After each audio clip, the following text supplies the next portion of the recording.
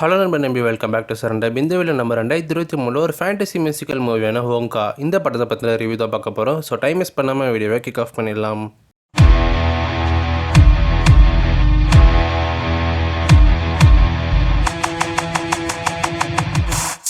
படத்தோட பிளாட் என்னென்னா, வில்லி ஒங்கான்ற ஒரு கேரக்டர் த மெஜிஷியன் இன்வென்டர், ஒரு சாக்லேட் மேக்கரு.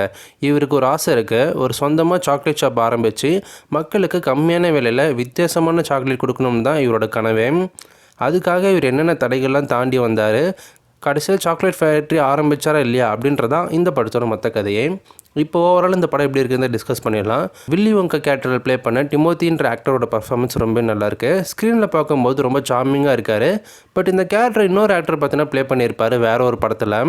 ஆக்சுவலாக வில்லி ஒங்கான்ற இந்த கேரக்டர் பார்த்தீங்கன்னா ஒரு நாவலேருந்து தழுவி எடுக்கப்பட்டது தான். இதுக்கு முன்னாடி இந்த கேரக்டர் பேஸ் பண்ணி ஒரு படம் வந்திருக்கு. சார்லி அந்த சாக்லேட் ஃபேக்ட்ரி படத்தில் வில்லி ஒங்காவை நம்ம ஜானி டெப்பு ரொம்ப அழகாக நடிச்சிருப்பார். அவரோட மேனரிசம் வேறு மாதிரி இருக்கும். பட் திமோத்தியோட ஆக்டரோட பர்ஃபார்மன்ஸ் ஓகேன்ற மாதிரி இருக்கும். பட் கம்பேர் பண்ணக்கூடாது தான். பட் நம்ம அந்த படத்தை பார்த்ததுனால நம்ம மைண்டுக்கு அப்பப்போ வந்துட்டு போகுது. இந்த மாதிரி ஜானி டெப்பு நடிச்சிருக்காரு வில்லி ஒங்கான்ற கேரக்டரில். டிமோத்தியோ ஆக்ட்ரஸோட பர்ஃபார்மன்ஸுமே ரொம்ப நல்லா தான் இருக்குது. ஸ்க்ரீனில் பார்க்கும்போது சார்மிங்காக இருக்கார். நிறைய இடத்துல ஹியூமரும் பார்த்தோன்னா ஒர்க் அவுட் ஆகுது அவர் பண்ணுறது. டிமோத்தியோட பர்ஃபார்மன்ஸுமே ஓகேவாக தான் இருக்குது. ஸ்க்ரீனில் பார்க்கும்போது சார்மிங்காக இருக்கார். இவருக்கு ஈக்குவலாக இம்பார்ட்டன்ஸ் கொடுத்த இன்னொரு கேரக்டர் எதுனா நூடுல்ன்ற ஒரு சின்ன பொண்ணு. அவளோட கேரக்டர் டிசைன் ரொம்ப நல்லா இருக்குது. நிறைய சீன்ஸில் ப்ராப்ளமாக ரொம்ப ஸ்மார்ட்டாக ஹேண்டில் பண்ணுறா. நம்ம ஹீரோக்கே இவன் தான் நிறைய இடங்களை பார்த்தீங்கன்னா ஹெல்ப் பண்ணுறா. அண்ட் இன்னொரு கேரக்டரான ஊம்பா லூம்பா, அதோட கேரக்டருமே ரொம்ப ரசிக்கும்படியாக இருக்குது. நிறைய இடத்துல ஹியூமர் பார்த்தோன்னா ஒர்க் அவுட் ஆச்சு. இந்த படத்தில் ஹியூமர் வரதுக்கான காரணமே அந்த ஒரு சின்ன கேரக்டர் தான். அதையுமே அழகாக டிசைன் பண்ணியிருக்காங்க. அண்ட் அது கிராஃபிக்ஸில் தான் பண்ணியிருப்பாங்க, சிஜிஐ தான். அதுவும் நல்லா இருக்குது. சிஜின்றது நல்லா தெரியுது. பட் அந்த கேரக்டர் டிசைனுமே ரொம்ப நல்லா இருக்குது. அண்ட் மற்ற கேரக்டர்ஸ் யாரும் பெருசாக மைண்டில் நிற்கிற மாதிரி இல்லை. எல்லோரும் வந்துட்டு போகிற மாதிரியான கேரக்டர்ஸாக தான் இருக்காங்க. நம்ம ஹீரோக்கு அடுத்தபட்சியாக அந்த சின்ன பொண்ணு நூடுல்ஸ்ன்ற கேரக்டர் தான் இம்பார்ட்டன்ஸ் அதிகமாக கொடுத்துருக்காங்க. மற்றபடி வேறு எந்த கேரக்டர்ஸுமே பார்த்தோன்னா இம்பார்ட்டன்ஸ் கொடுக்கல. இதை ஃபாலோ பண்ணி படம் முழுக்க நிறைய பாட்டு வருது. எனக்கு மியூசிக்கல் படம்னா பிடிக்காது, அவ்வளோவா இன்ட்ரெஸ்ட் இருக்காது. பட் நிறைய பாட்டு இருக்கிற மாதிரி ஃபீல் ஆச்சு எனக்கு. அதை கொஞ்சம் குறைச்சிருக்கலாம்.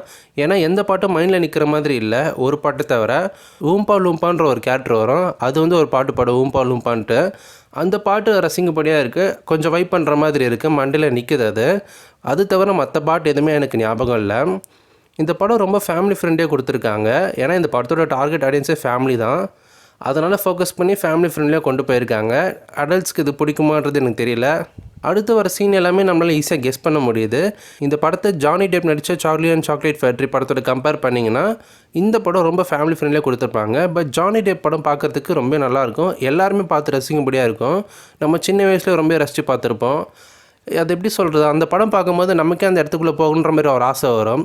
மேபி அந்த படம் பார்த்தீங்கன்னா ஒரு ஃபேக்ட்ரியே எக்ஸ்ப்ளோர் பண்ணியிருப்பாங்க, சாக்லேட் ஃபேக்ட்ரி.